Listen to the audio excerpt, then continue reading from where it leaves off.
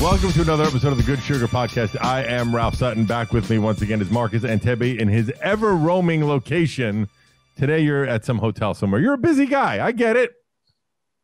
I'm not that busy. I'm not that busy. It's just that, there's things that we have to do. And the podcast is one of those things that sort of overlays on top of a schedule. I can't not go to my regular job. So I get you. I'm just adapting, Ralph. I'm like adapting. It, though. That's fine. But let me say this, a couple things off the top of the show that I'm very happy with. Number one, I just ran 7 miles. So the thought that I can get up in the morning, go run 7 miles, shower, and sit down and not feel miserable is a real testament to what happens of doing it over and over again and keeping up at it. I missed my first run in 6 months a couple days ago because I was flying and then it was raining and blah, blah, blah, but whatever. But I got up this morning at 6 a.m., went on a 7-mile run, showered, and here we are, which I'm very happy to be doing.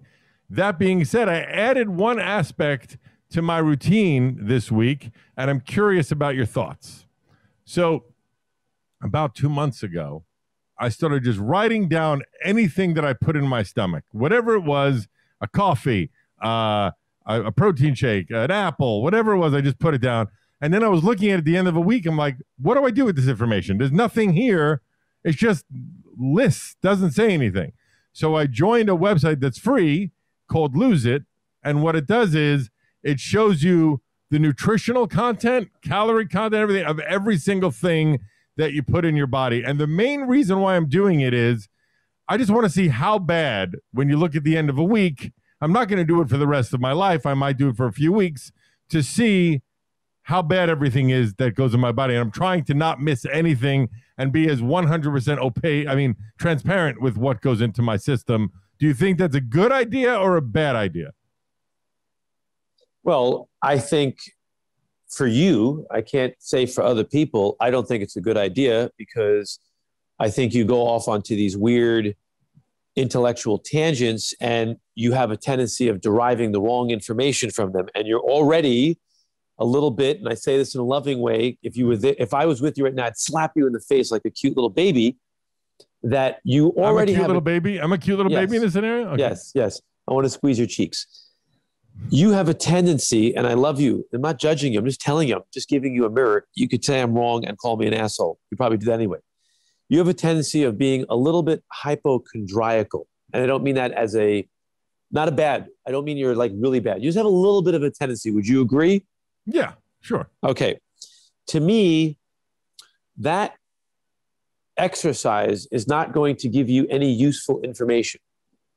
What's actually really positive, what you're doing is you're writing down what you're eating, but you have to show it to someone who's knowledgeable to help look at it. Kind of like the way an AA sponsor looks over a newcomer to 12-step recovery, might look over their writing that they do part of the steps to say, okay, I think you got this, you missed that. Writing down your diet will give you a better glimpse of the reality of what you're really eating over a 2-week period of time. But calorie content, fat and trans fat and this carbohydrate, totally irrelevant. Okay. Totally irrelevant. It's a good way to, I agree that for me, it's almost the exercise of it is what I'm more enthusiastic about. I also feel that if I'm going to have to account for every single thing I put in my body, I may second guess before I order a bacon cheeseburger. Does that make any sense? I think that you have to learn the way Ralph Sutton is going to learn how to identify food properly for your survival. It's not going to be something that's preached at you. It's going to be something that you let into your mind. And remember, you have certain resistances because you really derive a tremendous amount of pleasure out of the enjoyment of food. And it's not a judgment. You just have to say, okay, that's my personality type. Yeah, I give you an example. I'm going to a restaurant tonight that I've been thinking about for 2 weeks. I mean, that's just who I am, Okay, and you know what? For you to deny that, there's evidence shows that you would live a shorter life because you wouldn't find yourself deriving happiness. In many ways, you are who you are, and what you can do is make sure that you find a way of tempering your intense cravings. And I think you do a pretty good job of balance. You are exercising to burn off excess calories. to keep your body moving, to prevent yourself from becoming an unhealthy overweight. I do think that you do a lot of things that make you happy. I do think that you're concerned about your environment. You don't smoke. You're not a heavy drinker. So that's all the stuff that's I had a drink last night. It was my first drink, I think, in 2 weeks, right. maybe. The most important thing that you can do for your diet, other than restricting calories or reducing animal protein intake, probably the most important thing that you do, and if you do nothing else, you've done enough, is to avoid processed food. So what that really means is the restaurants that you should daydream about, you could make a choice to daydream about restaurants that don't use table salt, that are not using refined sugar, that are not using things that have artificial flavoring. Since that stuff is a big part of your diet, you would say that was your weak spot. And I would create more and more discipline around that versus caring about how many calories you take. Right. I agree with you on all that. Let me ask you one last food question, and then I want to tell you about one other thing. I fell in love with this new drink. It's kind of like a coffee replacement, I guess. It's called Chaga Chino. And all it is, I'm reading the ingredients right now, it is wild foraged chaga mushroom, Peruvian cacao, cinnamon, and monk fruit. And it's powdered, and there's nothing else in it. Are you okay with that? Holy shit, man. Did you find a wormhole? Because it sounds like you went into a wormle and you pulled out a silver bullet. It's so, do you know what it is, all those things? Of course I know what it is. Come on, man. Are you happy with all those things? You ask a question, brother, I have to answer it right. Okay, go ahead. There's no difference between that and the magic coffee bean. Okay. It's a question of how you use it. If I have a handful of coffee beans and I eat them raw before I go on a hunt and I'm living in the forest and I'm going to run 20 miles at night, the coffee bean is a magical substance. When you use coffee bean or cacao or chaga the way we do in the West, which is we overuse it, we overstimulate the body, and it's always going to cause a reciprocal crash on the other side. There's no escaping chemistry. That's just the way it works. Okay. So what I like is, I like if you use pure coffee without refined sugars, without dairy, and you use this much, a tiny bit. Mm-hmm. I'd rather we not use that substance and not need it. I wish that we were meditation Buddhist monks. But since you choose to use it, you're using something cleaner. I would just say use less of it and be very mindful of when you find yourself chugging that shit all the time. Yeah, I never do that. The most I've ever done is have 2 coffees a day. I never do more than 2. And I do an espresso shot. I don't do anything else. Just keep this in mind. The great master, Fred Bishi, taught me this, and he's still alive. He said, if you use stimulants in your body, you're going to make everything work harder to get rid of that everything. It's going to stimulate all your organs. That's not abstract science. That's what coffee and all the stimulants do. If you use everything faster and harder all the time, just like any other machine, you're going to age yourself faster.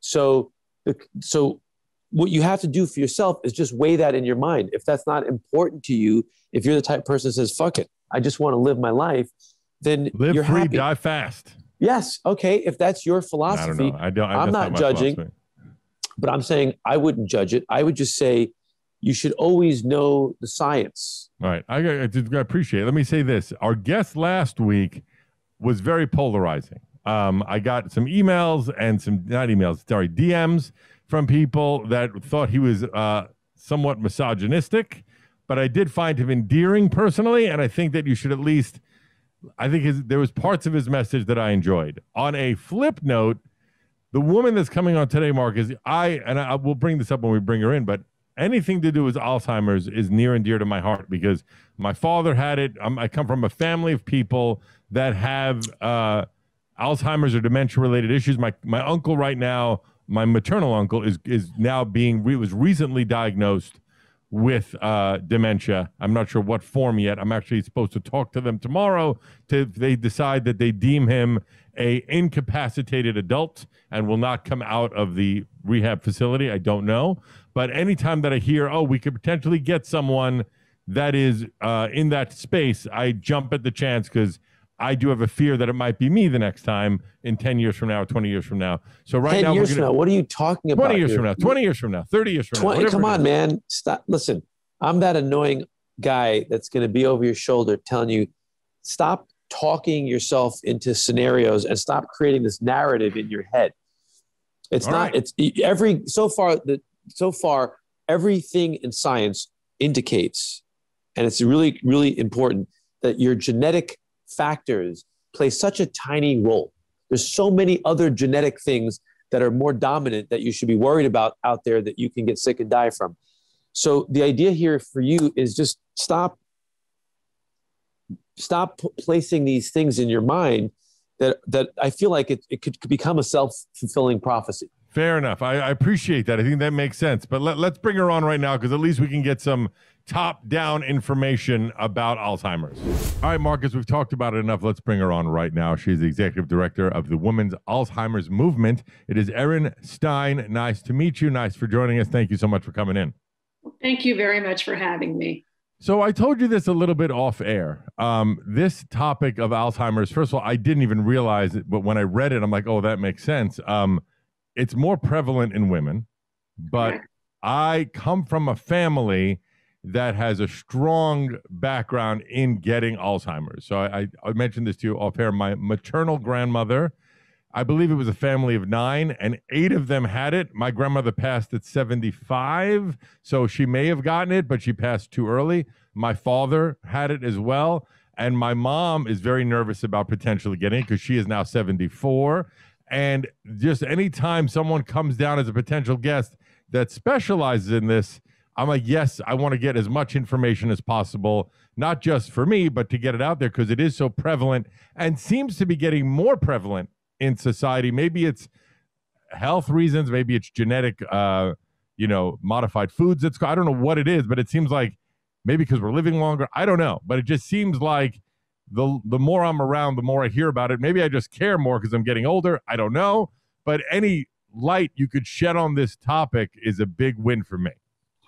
Well, great. Well, I'm happy to do that. And your story of having a family history of it is quite common, although, genes are not your destiny. So just because you have a family history of it doesn't mean you're going to get it. And if you don't have a family history of it, you still have to be very, very cautious and mindful of how you're living so that you can do what you can to, prevent it if possible. Right. Agreed. And also we had a doctor on recently who described it as everybody has the same piano. It's whether or not you play the chords that trigger those things. And even though you might be tuned up for one specific thing, if you never get around to playing those chords, you don't get that. So I clapped Ralph because I liked very much how she responded to. I thought it was very enlightened. Well, she seems like an enlightened woman already. How about that, Mark? Well, I'm just making sure that you heard what she said. I know you're a smart guy. I did hear what she said, yeah, because I said it seems to be it used to be when I was a kid, if you had a genetic predisposition for something, it almost was preordained. Like, oh, you're going to have this. But in recent years, we've learned that with exercise, with nutrition, I'm a big advocate of always trying to train your brain to learn new things. Those factors can make a big difference, correct? Absolutely. If you have a certain genetic disposition, you have 2 copies of what's called the APOE4 gene, you're 3 to 5 times more likely than someone in the general population. But that doesn't mean anything if you do what science has shown us can make a difference for you. So nutrition, exercise, regular exercise, cardio is really important. Doing it regularly. If for you that's 30 minutes of a brisk walk 6 days a week, that's great. Some people have, they're more inclined to do more exercise than others, but you got to do something. Right. Diet. Sure. I'd like to add something, and forgive me if I sound controversial. It's always been a problem for me. It's not your only problem. Everything that you just said, I am so grateful that you said it because you said it very eloquently. And I appreciate that. The thing that I would add to it, it's not really a controversial thing, is that everything that you just stated is not just science. It's been taught for thousands of years by yogis, by indigenous cultures. because the problem of lifestyle has always been a problem, and people always go astray. And so people made a point over the years, thousands of years, to have lifestyles that did not promote disease. Today, what we're doing is we're putting better descriptions, maybe mathematically, or as we like to say, facts and science. We're understanding it more deeply, but there's nothing really new being taught after that. It's, oh, okay, we just figured out how cells divide and multiply, but you're not supposed to smoke that. You're not supposed to eat that. Don't drink that. Don't do that. Right. Do you kind of get what I'm saying? No, absolutely. The thing is that people, you need them to be believers in it. And some people need science. Some people need tangible black and white facts and data to prove it up, right? I'm one of those people. Yeah. If you need that, that's great. Marcus doesn't. He's a believer in what we've learned for centuries. So yeah, I mean, the dude wears mala beads, for God's sakes. He believes everything. You know what? Take that back. I take it back. Because he knows that's not true. Sorry, I lost my screen. Marcus, are you a meditator? I'm meditating right now. Yes. Yeah. Marcus has instilled upon me the act of meditating every day, which I do now. I tell him stories in all different types of ways. Sometimes I put them really silly. I'll throw mala beads at him. And other times he's surprised how I can talk to a doctor and go really deep into science. And the thing where I think ancient philosophy makes some mistakes is sometimes it's too abstract and it could be anecdotal. And so, yes, you know what? There's a lot of superstition and they say it wrong. And so people are scared of that. Where science goes wrong is that science people get paid for knowing. And so there's a built-in corruption in that the knower is more important than the knowledge. And they don't oftentimes give the right solutions to very simple problems because they don't have the experience. That's it. That's all I'm saying. Well, Freakonomics, if you've never read it, talks a lot about that. The people that have the knowledge that get paid for it are always skewed more. That is an issue that's pervasive in our society. Let me ask you this. But not for our guest, our guest, because she's enlightened. Let's say that I am starting to show signs, not now, thank God, but let's say I'm starting to show signs of Alzheimer's, right? As a man or a woman, I'm showing signs of Alzheimer's, and there's indicators that this is the path that might be going down. Are there ways to dial it back a little bit? Like if you increase what you're doing in your exercise, is it already too late, or can you self-correct? Okay, no, it's never too late. It's never too early to start, and it's never too late to start. That's for sure. If you have like what's maybe like mild cognitive impairment, or you're showing signs, as you say, the first thing you should do is, get a neurocognitive baseline, a test. The next thing you should do is look for a clinical trial. There are many, many, many dozens, hundreds of clinical trials underway or trying to enroll people that have mild impairment. And there's a lot going on in the research right now. So I would definitely recommend that. And then I would say, yes, really learn what you can do in terms of lifestyle. We've talked about exercise and nutrition. If you're eating sugar, if you're drinking soda, if you're eating red meat, stop it. I mean, there's some really clear, I know Marcus doesn't like to talk about science, but there is some clear. No, I love it. No, I was going to get scientific with you. I would say when you said sugar, what kind of sugar did you mean? I mean refined sugar. Hallelujah. And then when you said red meat, how come you excluded fish and chicken? Well, because the best research right now is on the Mediterranean diet. People who follow the Mediterranean diet, particularly those you can find a lot of flaws in the Mediterranean diet. Okay, there's no real. Well, can we just agree on the idea of eating healthier, whatever that may mean? Well, for sure. Yes. I mean, we're not going to get into a red meat. A meat thing. I think it's important. I think it's important in the context of our show, not in the context of just creating controversy, which is that I feel that when I listen to you speak, immediately I know that you are a good human being and you're very, very intelligent. And I could spend hours and hours talking to you and learn a lot. What I do, which kind of makes me a prick, is I make you step on every word and make sure, because I want that's just how I am. It's the basis of a show. It may not be the way I am in life. It's the basis of a show. The idea is I want to make sure that we're serving the public who's listening. We're saying it in exactly the way it should be said. And the one thing I would ask you for the sake of the show, just to be humorous, is everything that you said to him to do scientifically, going to be part of a study, get a baseline test, I would say, challengingly, can you tell him one abstract thing that's not medically proven that you do to make yourself healthier or happy in life? Like, share with us in that way, because that would help me understand you better. Okay. Let me smile. Hold on. Stress reduction is really big for people in the how Ralph just described himself, right? So, people say, okay, meditation, I just think mindful living is the way to reduce your stress and to reduce your risk for Alzheimer's and neurocognitive diseases. So right now, you're sitting there kind of eyes closed thinking. I don't know if you are, very, very present in this experience that we're having.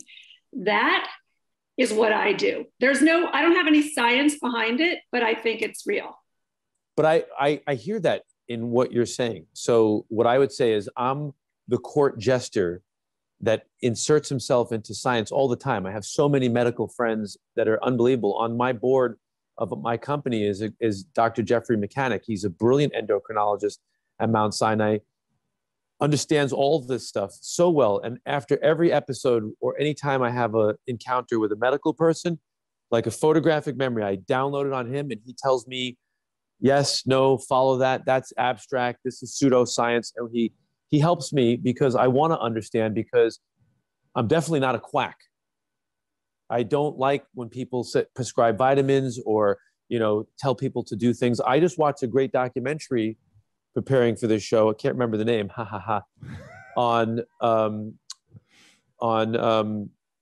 dementia and Alzheimer's combined. And they were doing a study of centenarians, people that were, 90 plus on their way or over 100. And they had all this stuff that they were looking at. And the truth is, half the data that they have, they don't even know how to interpret it, or they'll interpret it with the wrong words. They'll say, like, we found that every single person that is 100 plus years old, they drink a little red wine. Right. So the listener hears that and says, got to go get drunk. As opposed to going to another group of scientists who'll say, actually, it's probably the trans resveratrol in the red wine that's an antioxidant that's actually causing the cell structures to remain intact longer. The actual wine part is intoxicating the liver, could be amplifying their problem. So that's how I get into this discussion. Okay, I'm sorry. Thank you. No, but on that red wine, you're right in sync with what's going on right now in science, in research, I should say. The resveratrol, which is that component of red wine, is what we're looking at as the thing that, okay, people that don't get Alzheimer's in the blue zones drink a lot of that. They're not getting drunk every night and then, eating French fries, which is a bad thing to do. So if you get drunk, some of them do, by the way. Well, yeah, speak for yourself, everybody. Fried calamari or something. You know what? If you look at this documentary, I'll get the name. I'll just look at my Netflix or whatever I looked at it on. And what you'll see is, interestingly enough, all these centenarians with great cognitive skills, unbelievable. Like, they remember everything. They're bright, sharp as a tack. Their diets suck. Yeah, my grandfather, who lived to 92 and remembered New York City as dirt roads, would smoke cigarettes every day, ate garbage every day, nothing but candy. So who knows? I don't know. There's no clue. But let me ask you this question. One scientist that I am friendly with is working on putting together a study that there's, in all these centenarians that are clustered together, they're not studying the environmental factors enough. For example, the centenarians in Bulgaria, that they figured out a common denominator is that every one of them was drinking milk and every cow was eating off of flour that had this remarkable bacteria that was an incredible protector of human brain cells. Right. And so there's no science behind it, but they're starting to take the variables that are the same through and through. Right. So Let you me can ask start you saying, this. let's look at this. Let's look at this. To go to, I'm curious, as a lot of your research shows that, which it's well documented at this point, women are far more likely to be have this affliction of Alzheimer's than men. Is there data as to why that is? Well, that's what the Women's Alzheimer's Movement is funding research on, and that's what we're focused on understanding. One of the reasons why perhaps there's we don't know, is that there's been sort of a lack of research for forever on women's brains and women's bodies and female mice for that matter. And so what we're doing is saying, what we've said is, okay, look, women go through 4 life stages that men don't go through. We've got to study that with respect to Alzheimer's and neurocognitive. What are the life stages? Because I don't know what they are. Can you tell me? Yeah, well, there's certain kind of puberty, pregnancy, perimenopause, and menopause. So, yeah, we have you do all that just to have babies.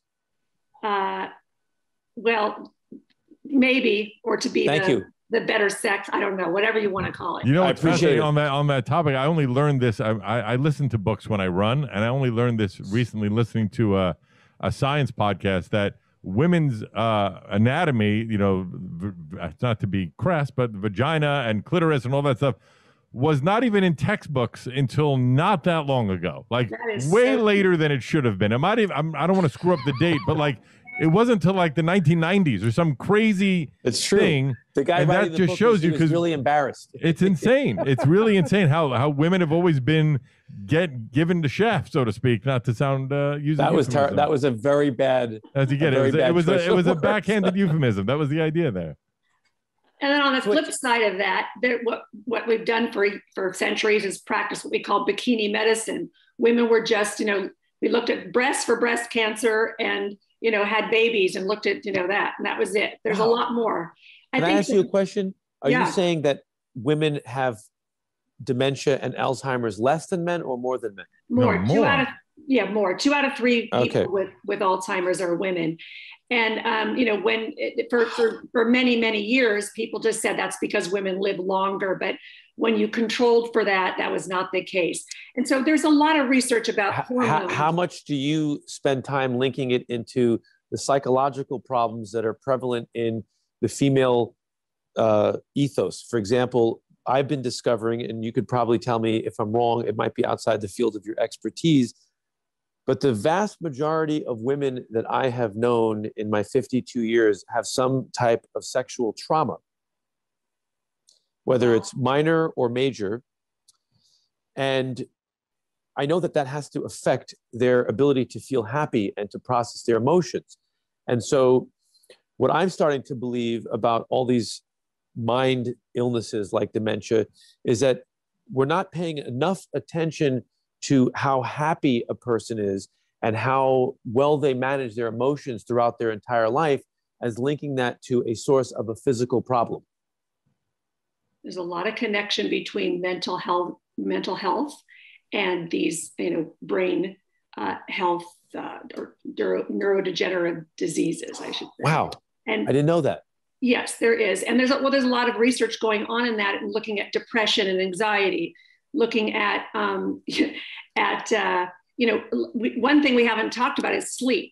If you're, a person who's gone through trauma, you very likely could have, sleep issues, and sleep is as important as exercise and nutrition to brain health. How much sleep do I need? Is 15 minutes a day enough? No, it's really, really not. It's not. What would you say? I mean, I thought they dropped the 8 hours. They thought they dropped the 8 hours. They're saying 8 hours.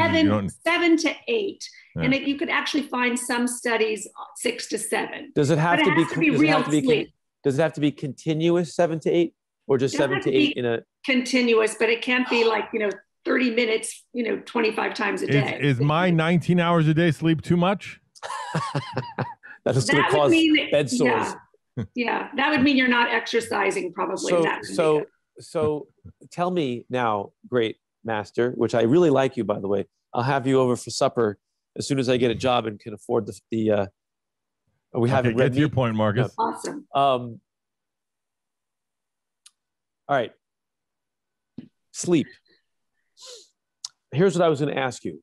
Sounds like you might need a little more sleep. No. Come on. This is a complicated subject. And my IQ, everyone knows, is in the low 90s. So what habits and problems do you have in your personal life that you're working on that because of the knowledge that you've learned in this field of science that you're in? What, like, for example, are you a great sleeper? How's your diet? Tell me more about you. Yeah, so my diet and exercise regimens are good. My sleep is the challenge. And because I know so much about it, my challenge is to not get anxious when I get up in the morning and I haven't had a good night's sleep, because anxiety is not good either.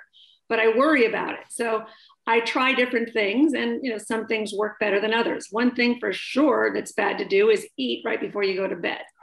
Yeah, I think that's a universal thing. For two primary reasons, right?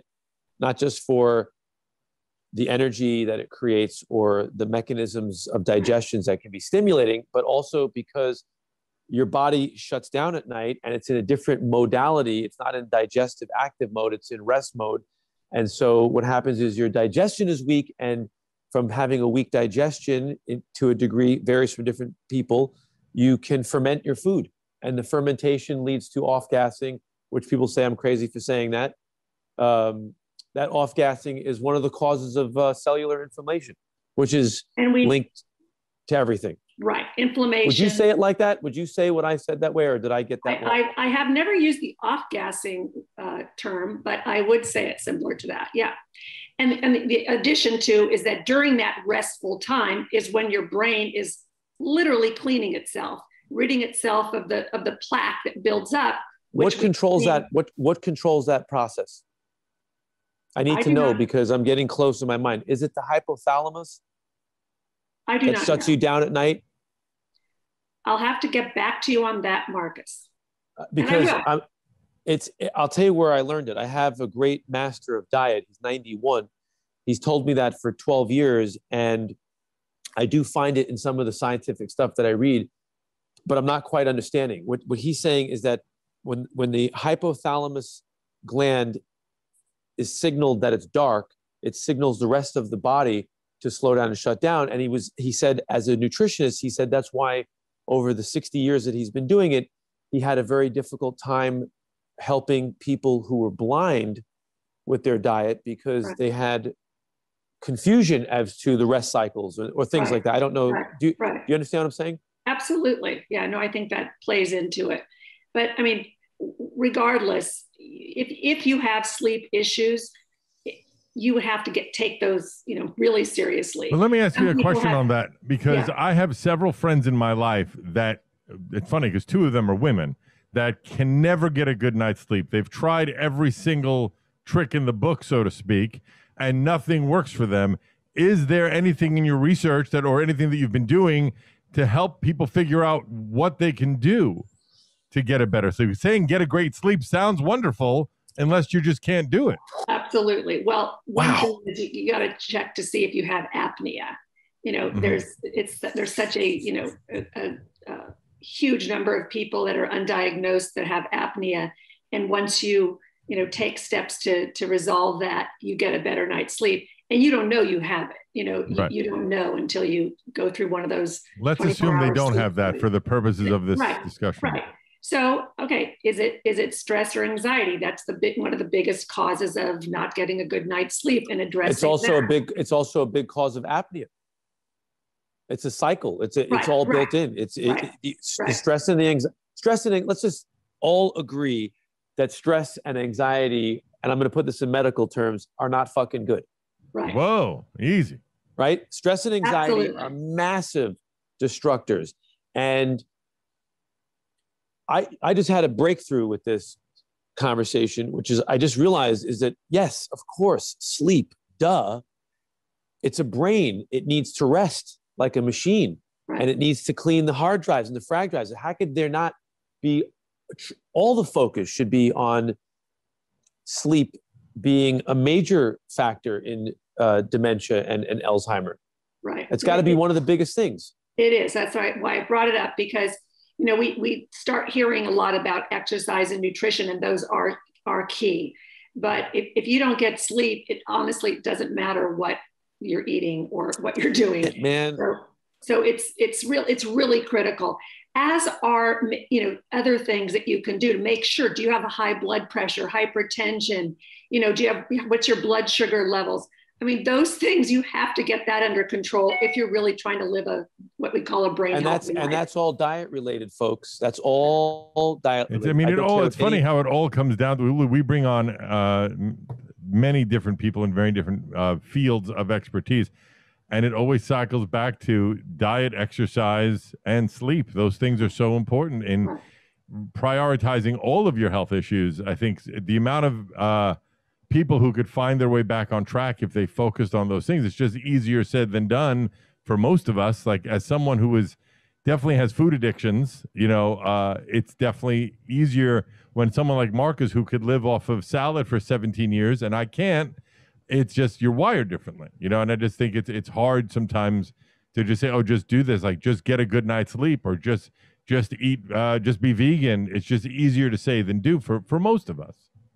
Absolutely. I mean, that's the thing. Everybody comes to the table with a certain, personality traits and, ways of living. And we can't all be Marcus. I can't just eat plants. I can't. Right. But there's a lot I can do that will help me to stave off. And it's all about incremental changes that move you to a better place. Right. Ralph, that's why it's actually just called a practice. It's not. I understand that, but wait, let me finish a point. What people forget about calling me some kind of special freak of nature. Okay, it's not. Nobody said that. Nobody gave you that kind of compliment. I know so many people that keep a diet like me, or quote unquote have discipline. It's always relative, and I'm always working on something, and I'm far from perfect.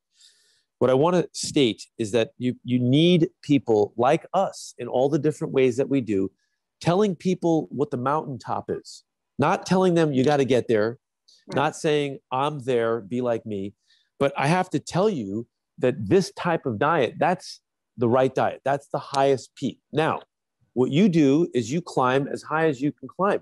That's your life. That's your practice. It's all relative. For every vegan, there's someone look at you going, what, you're not raw vegan? And for every raw vegan, they're like, what, you're eating tomatoes? Like, there's always going to be somebody. Those are insecure people who are preaching something they think they need to learn, and that's the way that they're doing it.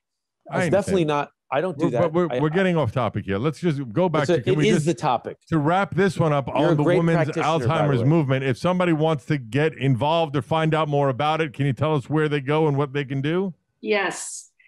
This is June, Brain Health Awareness Month, Alzheimer's and Brain Health Awareness Month. And we at the Women's Alzheimer's Movement have a lot of great programs going on that you can take advantage of if you just go on women'salzheimersmovement.org. You have to spell the words right, women'salzheimersmovement.org. You can register for our June 24th Brain Health Summit that we're doing with Lauren and Seth Rogen. You can download the Women's Brain Health Project video series, which talks about those 4 life stages that I've talked about with women. You can download our newsletter, subscribe to our newsletter. It has educational tools about brain health. It comes out every Tuesday. So there's a lot to do. When we end this podcast and people are thinking like, I want to know more, they can visit women'salzheimersmovement.org, and we've got it for them. Okay. What about me? Can I say one thing about that, Marcus? I feel that I'm going through menopause. What can I do to fix that? Tell jokes. Go ahead, Marcus. Actually, telling jokes does help. I haven't done a double-blind study, but our great guest is a phenomenal practitioner of health. And I hear it. And if you guys look at it on the video, you can see the vibrancy in her face. And when you can listen to the subtle details and say, this is a person who's seeking truth for truth's sake, not for the knowledge or prestige. And that's really important. And so this is a great conversation that if we had 6 hours would lead to philosophy and diet and, childhood issues. And it's really all interconnected, and it's really valuable that we're putting this type of stuff on on the show. It always gives me pause, Marcus, Right. when somebody else that we've had on the show, other people there, talking about how important it is to be like a giver and this and spiritual this and that, and then like and buy my book for $700. It always gives you like, oh, well, maybe that's the reason. So when it's a nonprofit, when it's for a specific reason to help women, it just gives you more reason to believe in its actual mission. Does that make a good closing sentence? Nope. Sorry. And also, if they want to follow you, you're at Erin M. Stein on Twitter. Anything else you want to plug before we wrap up with you? Yeah, I want to plug paying attention to your brain health this month and every month of your life. There's so much you can do to reduce your risks and to live a long, healthy life. There's luck involved, but there's a lot of actual work that we can do. Is there a first indicator? Let's say you're someone who's listening to this that you're not sure, and instead of getting a test, let's just say an indicator that maybe, I should go get checked out. You mean what could be a symptom? Like if you're forgetting an early symptom. If you're forgetting common words, not proper nouns, not people's names, but common words. If you forget your keys, that's not a problem. If you pick up your keys and you don't know what they're for, that's an indicator. Okay. Holy shit, that was amazing. Thank God I don't have any of that.